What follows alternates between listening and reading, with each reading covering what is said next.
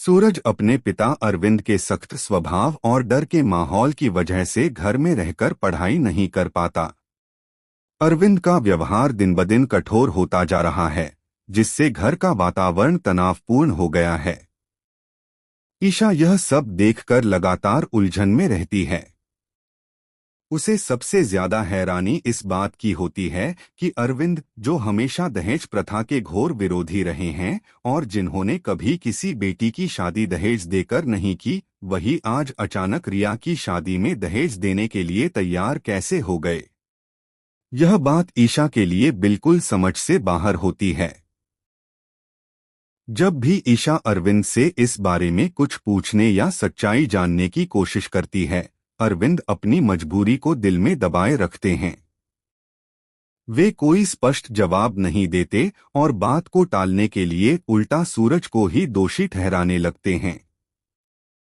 सूरज जब देखता है कि पापा दहेज के लिए बाइक तक खरीदने को तैयार हो गए हैं, तो वह अपने पैसों से अरविंद को बाइक दिलाने का प्रस्ताव रखता है।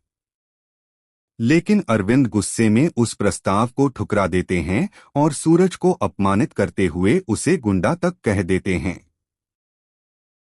यह सुनकर सूरज और ईशा दोनों को गहरा आघात पहुंचता है। इस अपमान और निराशा के बाद सूरज और ईशा एक बड़ा फैसला लेते हैं।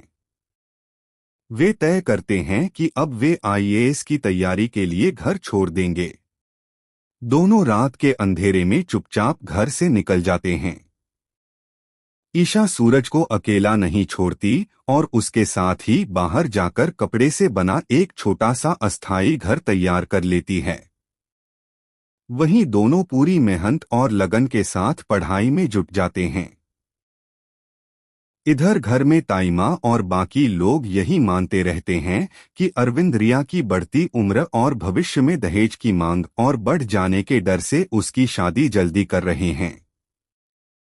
किसी को भी इस बात का अंदाजा नहीं होता कि इस फैसले के पीछे कोई गहरी और डरावनी मजबूरी छिपी हुई है। धीरे धीरे ईशा को अरविंद के व्यवहार पर शक होने लगता है। वह सूरज से कहती है कि क्या उसे भी अजीब नहीं लगता कि जो पिता कभी उसे आईएएस अफसर बनते देखने का सपना देखते थे, वही आज उसकी पढ़ाई के सबसे बड़े दुश्मन बन गए हैं। साथ ही दहेज जैसी बुराई, जिसके वे सख्त खिलाफ थे, उसके लिए भी तैयार हो गए हैं। सूरज भी